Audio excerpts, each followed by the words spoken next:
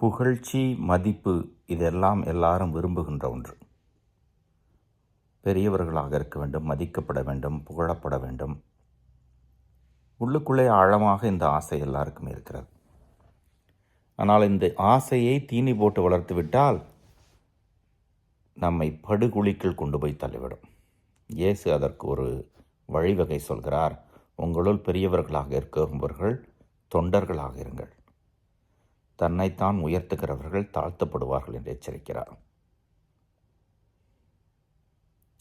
பல நேரங்களிலே பணம், பதவி, புகழ் இதிலெல்லாம் இந்த புகழ்ச்சியோ மதிப்போ கிடைக்கும் என்று ஓடுகிற மக்கள் நிறைய பேர் இருக்கிறார்கள்.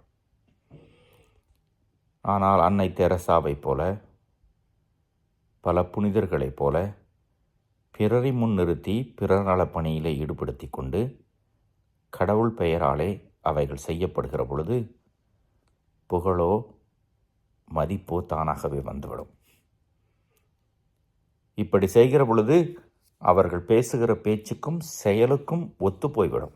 அதையும் இந்த நற்செய்தியிலே இயேசு ஒரு எச்சரிக்கை தருகிறார். பரிசேயர், சதுசேயர் அல்ல மறைநூல் அறிஞர்கள் இவர்களைப் போல இருக்க வேண்டாம். நாம் பேசுகிற பேச்சும் நம்முடைய செயலும் ஒத்து போகிற பொழுது அந்த செயல் பலன் பெறுகிறது, பலம் பெறுகிறது.